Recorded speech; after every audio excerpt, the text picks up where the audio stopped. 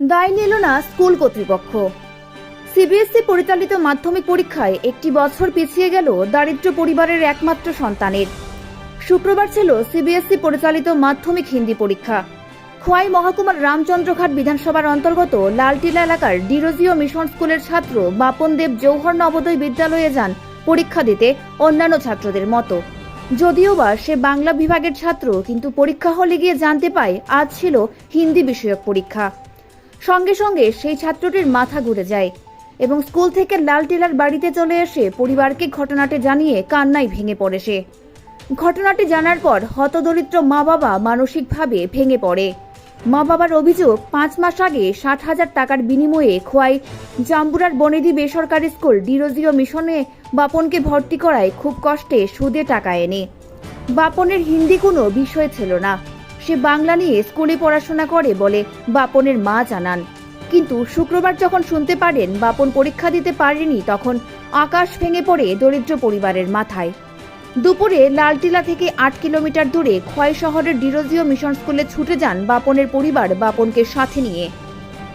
কিন্তু স্কুল কর্তৃপক্ষ পুরোপুরি দায় অস্বীকার করে বলে বাপনের রেজিস্ট্রেশনে হিন্দি সাবজেক্ট নাকি তোলা ছিল। তাদের সামনেই ভেরিফিকেশন হয়েছে আগে বলে স্কুল কর্তৃপক্ষ দায় এড়িয়ে যায়। কিন্তু হতদরিদ্র পরিবারের আর্তনাদ, 5 মাস আগে মাঝপথে মোটা টাকার বিনিময়ে কেন স্কুল কর্তৃপক্ষ তার ছেলেকে ভর্তি করালো, এর কোনো সদুত্তর স্কুল কর্তৃপক্ষ দিতে পারেনি। এর আগেও বহুবার মোটা টাকার লালসায় কোমলমতি ছাত্রদের জীবন নষ্ট করার অভিযোগ উঠেছে বিদ্যালয় কর্তৃপক্ষের বিরুদ্ধে। গোটা ঘটনায় স্তম্ভিত শিক্ষানুরাগী মহল। Bureau report, Dharmanagar news online. Bengali পরীক্ষা আমার আছে আসলে হিন্দি পরীক্ষা, কালকে বেঙ্গলি পরীক্ষা গেছে। তো আমার রুটিনে লেখা দিচ্ছে আজকে মানে হিন্দি কোর্স বি, তো কোর্স আমি তো জানি না। তো আমি তো ভাবছি আজকে হিন্দি আছে, তো হিন্দি লোক বেঙ্গলি সব ঠিক আছে।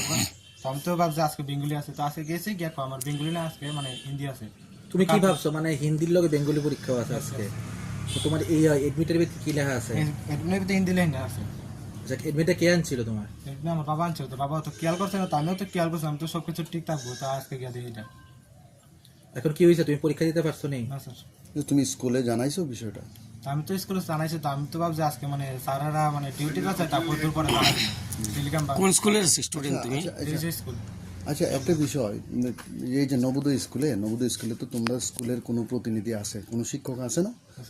তাদেরকে জানাইছো ব্যাপারটা? না সেটা তো জানাতে পারছি না, এরা তো সবাই ক্লাসে গেছে, ডিউটি গেছে, আমি জানাইছি না।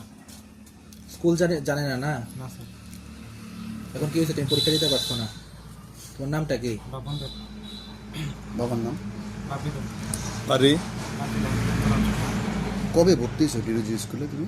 কিছু স্যার তারিখটা কোথাও আছে না, মানে 4-5 মাস শেষে ভর্তি হয়েছি। তোমার কোন বোর্ডের পরীক্ষা? AISS এর পরীক্ষা আসলো নাকি? তা স্যার ডিউটি। আজকে আমার ছেলের পরীক্ষা গেছে, জায়গার মধ্যে বাংলা পরীক্ষা হওয়ার কথা, এখানে হয়েছে হিন্দি পরীক্ষা। তো 1 মিনিট আমি আনছি ঠিকই, 1 মিনিট আমি লক্ষ্য করতে পারছি না, প্লাস আমি বুঝি না জিনিসটি, আমি ছেলেরা দিচ্ছি না জিনিসটি, কোনো জিনিস দিকে আমি আর সামনে রাখছি, পরীক্ষার দিন শুধু আমি বাইর করেছি। এও লক্ষ্য টক্ষ্য করছে না, মানে ছেলেরা কী করতো আমি জানি না। এখন আপনি কি জানেন এই বিষয়ে? এই বিষয়ে আমার তো ছেলে একটা বছর পিছিয়ে যাবো, একটা ওখানে যেমনি ইয়ে করার দরকার, পরীক্ষা দিত আর কি। ঠিক আছে।